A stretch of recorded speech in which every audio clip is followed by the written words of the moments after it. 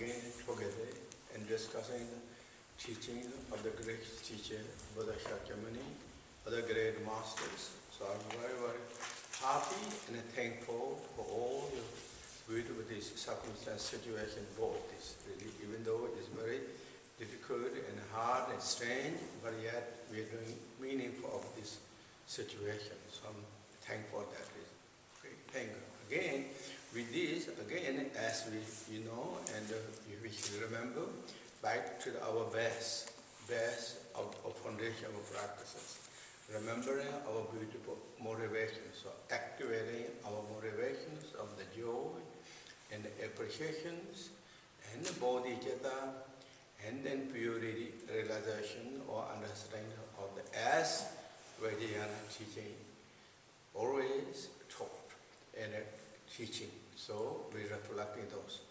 We were taught and then we again go to the teaching. And this time teaching is now, I'm going to go with the again this booklet, that you all have, this one. And now what? We've discussed about what we've been discussing. We've been discussing about the 4 renunciations or 4 points that will change the mind. That is essence the teaching of the gracious teacher, Buddha Shakyamuni's first teaching. Suffering truth and cause of suffering truth. It is a very, very essence. Also, it's a very practical way how to reflect in that. Those are important and so necessary in the teaching set. This 4 point of the mind or the 4 renunciation thought, it is so important because it will help us, our practice goes on the right directions. If we don't have these 4 points of this the thought or the 4 renunciation, many times our practice of Dharma will go kind of like according to worldly concerns, at worldly concerns. You all know those at worldly concerns. At worldly concern, that means we're diluting our practice with the samsara mundane attitude. Therefore, always those in the practice lineages emphasize of reflecting of these 4 points or 4 renunciations. Again, it is the essence of the first true, noble truth among the 4. Suffering truth, cause of suffering truth. We're reflecting that. Very strong. Once we have that understanding thought, then we follow the path. Among the 4 noble truths, then we follow the path truth. That's the way, path truth is the way to get the realization or the cessation state, or truth of cessations. So that's what it really is. So now, path truth. When you follow the path truth, then always in the Buddha teaching mention how important to take the refuge. If we like to pursue the teaching of the greatest teacher of Buddha Shakyamuni, following all those great masters and practitioners, that's the way we should take refuge. Refuge is so important. Entirely Buddha's teachings, particularly all the moralities, ethics are based upon refuge. Without the refuge, there is no vows. There is no vows of Upasaka, no vows of the Nyuni practices or the Nyini practices, no vows of the Sharmandara, whether male or female, and no vows of the monk, and all none, fully ordained. And then some bodhisattva vows, Vedayana vows. All that is based upon these refuges. So therefore, we discussed it about the refuges. In order to get the refuge, if we don't, we need the devotions or the faith to take the refuges. If we don't have the devotion or the faith, how we should inspire? Devotion and the faith is, in the great master, Jigdral Loma said, is almost kind of a sleeping beauty. Most of the time it just stays in the mental state, it's not really active. But we have to activate it. To activate that, I mentioned 4 different. That says to activate the devotion. These 4 are not necessarily all of 4 you need, but one of those.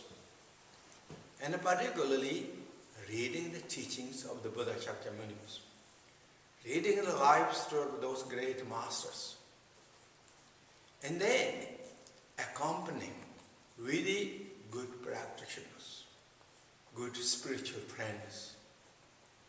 Good spiritual friends of also teachers, qualified teachers. And then, when you're reflecting 4 renunciation thoughts strongly, then these 4 of them, or 2 of them, 3 of them, or 1 of those, definitely will activate our faith.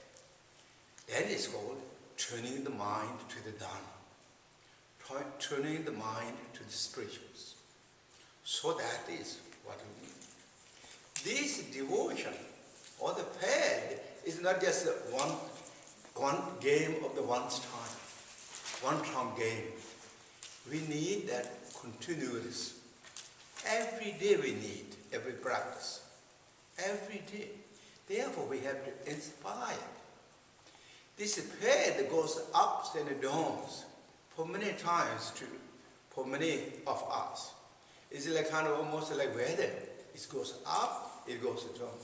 For that reason, great wisdom Dakini Shimsoja in her prayers, may I never have the ups and downs, the change of the devotion. Stay so firm and strong as a billion sun in the sky. She really said that. It's true. This is what we all go through, ups and downs. But therefore, once the dawn time, we have to inspire. We have to pray. We read the life story of those great masters. Even though they are so highly realized beings, they are practicing. Even Buddha reached enlightenment within his lifetime, or within that he is enlightenment. Still, he meditated. In the teaching said, or in the Sutra, or Vinaya teaching, Buddha goes with monk with the audience or his disciples to the city to get the food. Once that kind of that completed, and return back to his hermitage and wash his feet, and then meditate and practice. Even Buddha. These are the good examples. Examples is also examples of our inspirations. They are raw examples. And we have to keep up. Buddha is a totally enlightened being.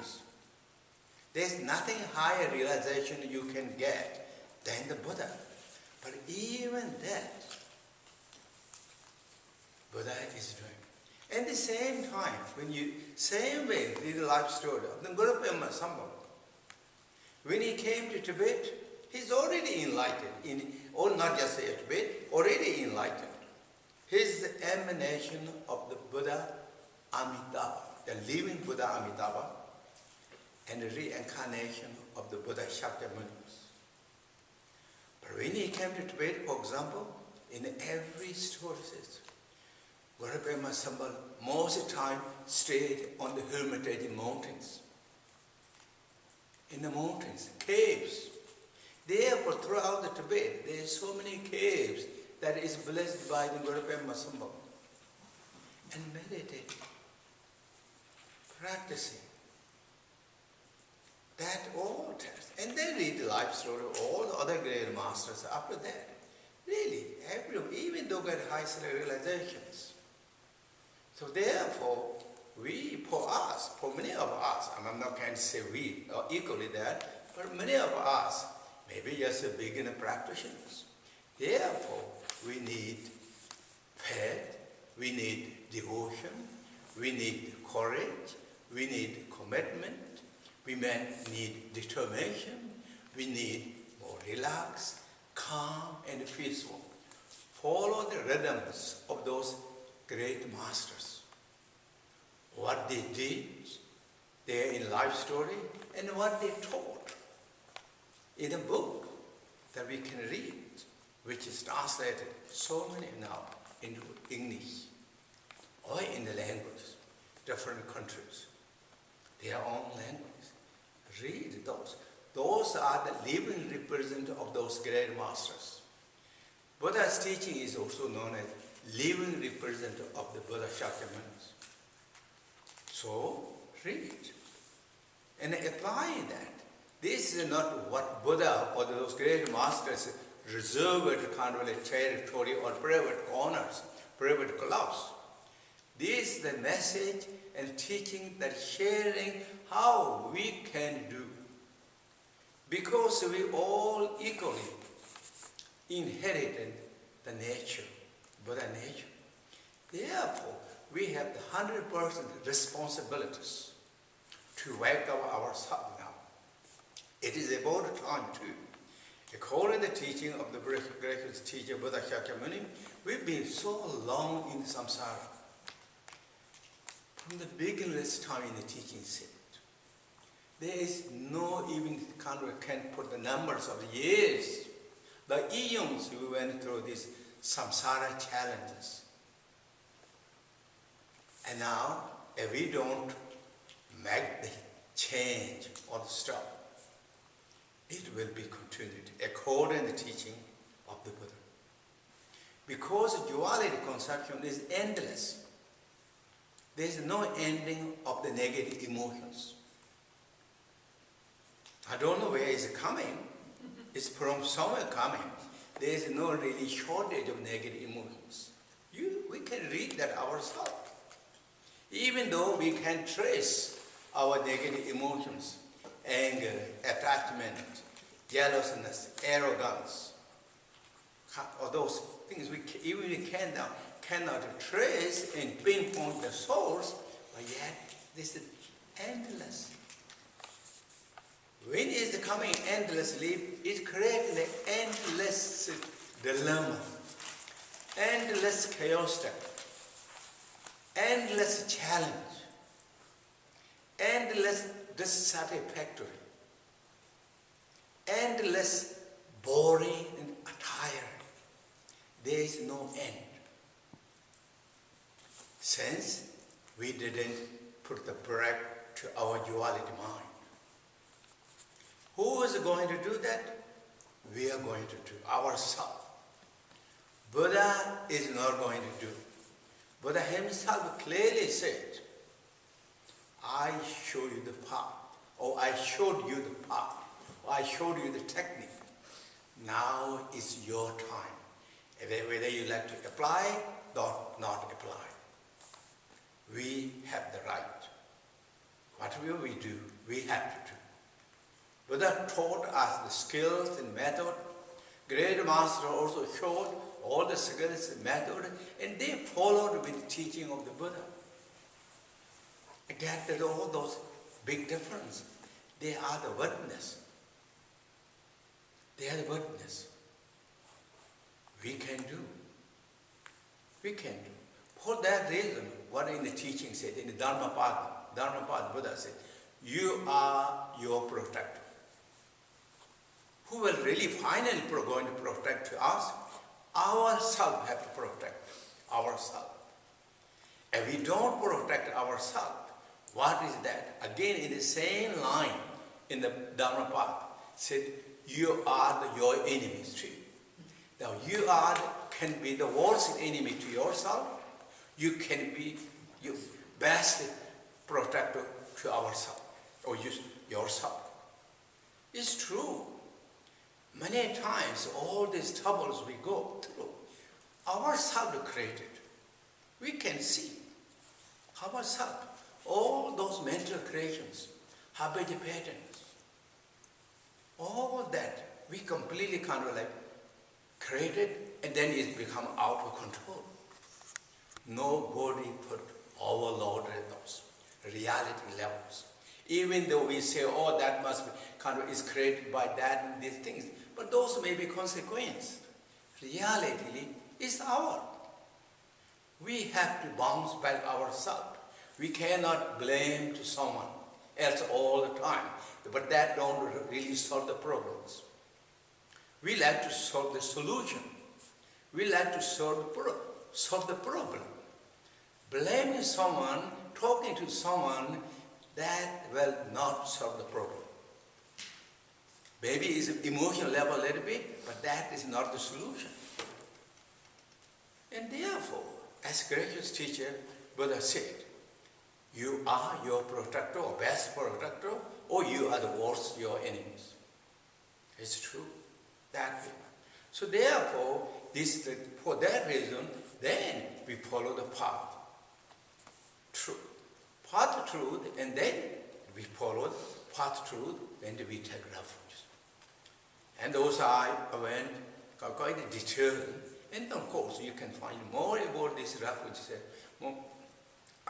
practices and in many teachings, all such as all my perfect teachers, or the jewel ornament of the great Gamboa's teachings, and all those really teachings explaining so thoroughly, so detailed, so that if you like to know. But what I said is more condensed, essential meanings. Once you take now refuge, now what we have to do? We have to now continually follow the path. As I said the other day, taking refuge is the first steps of in the path to the liberation or the path truths. From that on, we began the process of the changing samsara to the nirvanas. That is what it is. So we take refuge. After we take refuge, then here, what this is again in Dudjom, what they said in the teaching. Said here, so then, said here, and this is now the, I think, seventh line. Seventh line is, and so if I read that, what we've kind of been going on over this meaning, trust that the three jewels and the infallible source of refuge, and do not be mistaken about the result of the virtues and unvirtuous actions. So that is what. But from this line, and as well as here, this line and the next line, in particular devotion to the root teacher, and then love, and next page, love and affection for the Samaya and the brothers and sisters, the bodhicitta of compassion to all mother sentient beings. Compounded things are impermanent and should be regarded as inseparable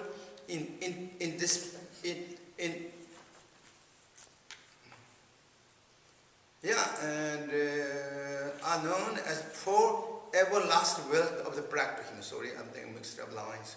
Compounded things are impermanent and are known as the four everlasting wealth of the practitioners. Now, these practices, all these teachings, all these lines, instructions of these lines, we have to keep all the time. This is not just once in a while we keep.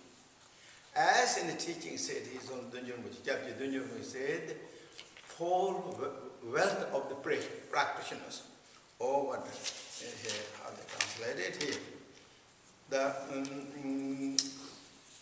Are known as the four everlasting wealth of practitioners. Everlasting wealth of the practitioners. That means this wealth we need all the time. These points. Oh, they are the wealth.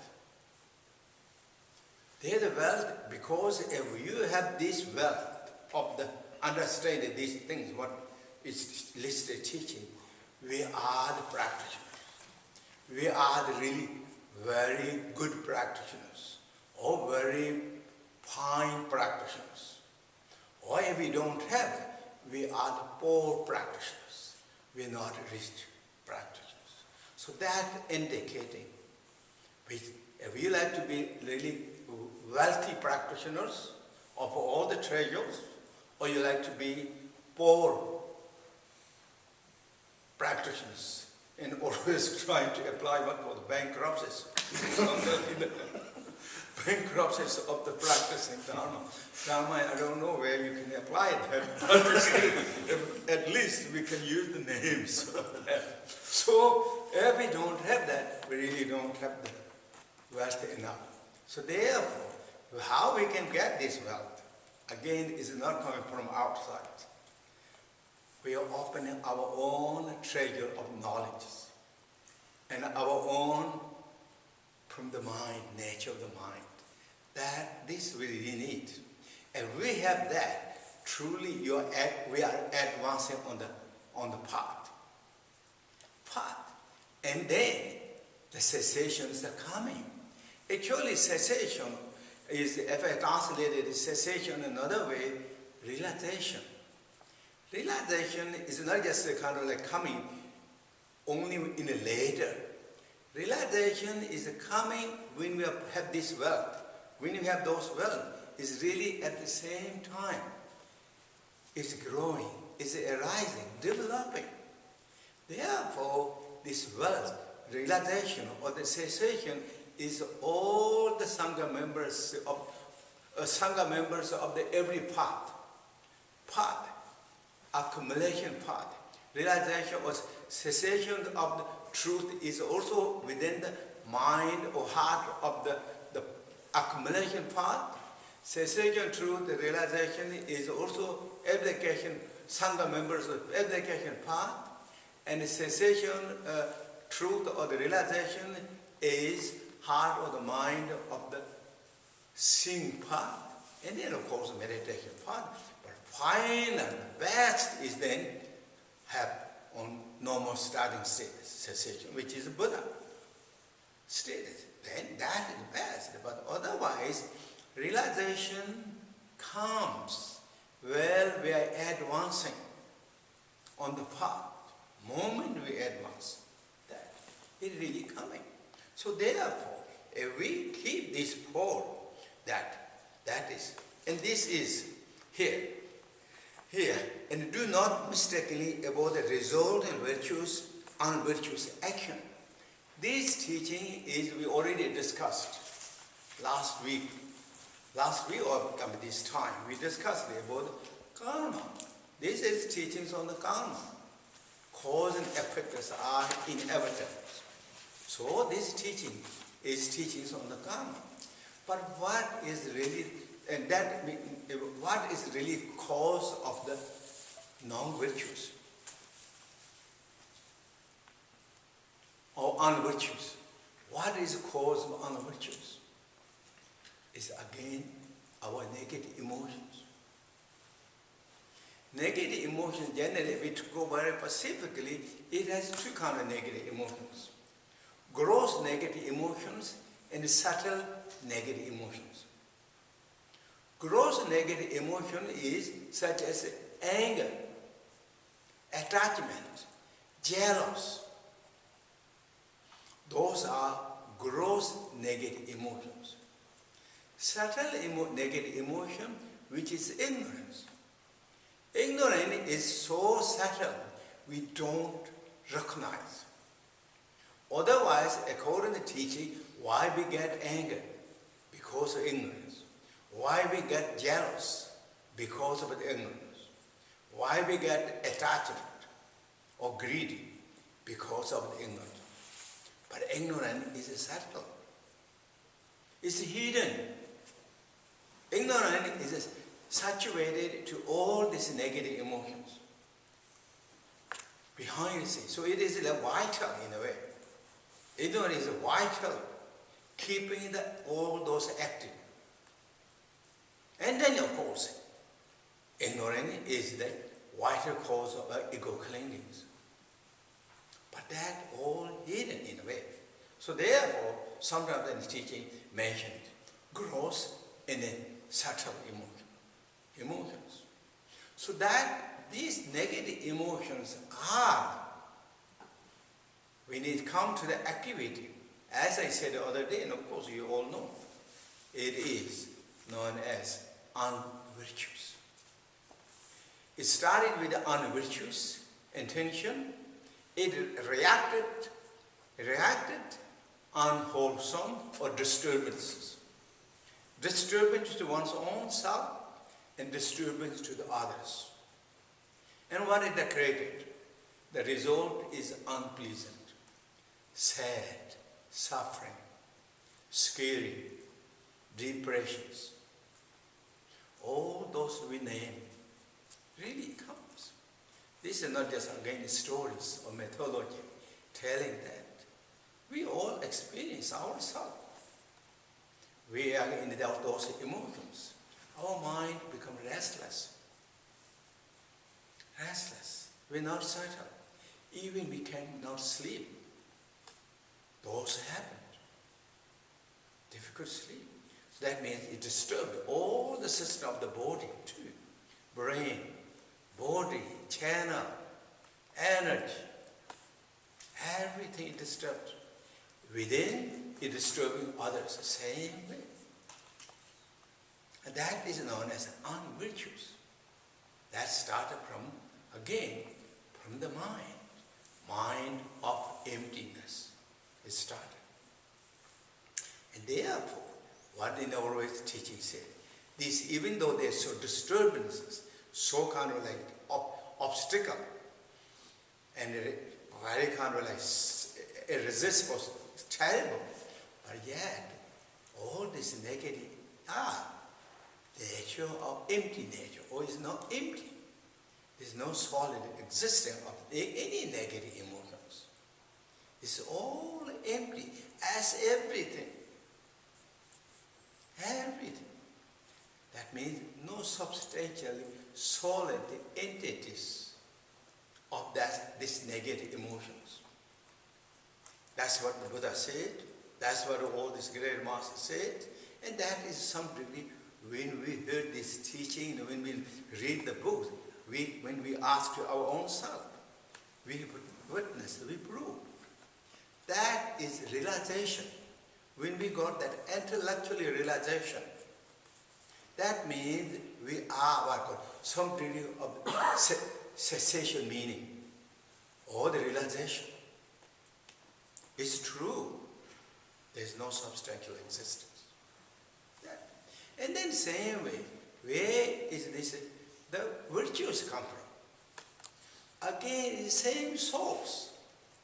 There's no different compartment of the mind, or this side is virtues coming, this side is coming with unvirtuous. Maybe on the channel, the nerve system level in the brain, modern scientists have those said, no, but reality is from mind. According to Buddhism, all come from the mind, but there is no different compartments of the mind. This is the virtuous side of the mind, this is the unvirtuous side of the mind. We never formed the mind. How we can say this side, that side? It's true. No one yet formed mind, even the modern scientists, those high sophisticated kind of machinery, technology in the laboratories. Never formed. Buddha never formed. Nagarjuna never formed. Padma Samye never formed. They don't have the machinery external, but they have the most highest sophisticated, the intelligence of the power of the mind. Mind. According to Buddha's teaching, the power of the mind is much more stronger than the material and the substantials. Much more stronger. Much more sophisticated. Trillion times more powerful than the machinery things, highest. And on that machinery of the enlightened mind, never found. So, therefore, there is no different compartment. But yet, is arising the virtuous mind. What are those? Those are the loving kindness, compassion, and then non-detachments. Those are all non-attachments. Those are all coming. When it comes in our mind, what it creates? In our mind, in our brain, calm, peace, more kind of satisfaction, relax. And that with that energy or that mind reflected to the external, it creates the same thing to the others. Bring calm, peace, joy, happiness. All that what we wanted, what we like to, it really brings that to everyone. And also recognized by that everyone. There is no need interpretations of the loving kindness and compassion, joy and appreciation. Even the animals recognize it. That is power with truth. Of this way things are. So that is virtuous. So this is what here Dudjom Rinpoche said. Follow that. Follow that. Don't mistake. Do that. And this time, this is also teaching mainly on the, again, as I said the other day, and you all know, when we practice this, there is two periods, post-meditation and meditation periods. Practice time and not practice, so that means not meditating, sitting on the cushion and sitting on the chair or whatever, not cushion that. So we are engaging outside. This is also instructions of during the post-meditation too. We should always thoughtful. During the meditation or the practice, suppose we are engaging completely ourselves, minds are completely on those positive, virtuous mind. But during the post-meditation, we are interacting with the world, there's many things can happen.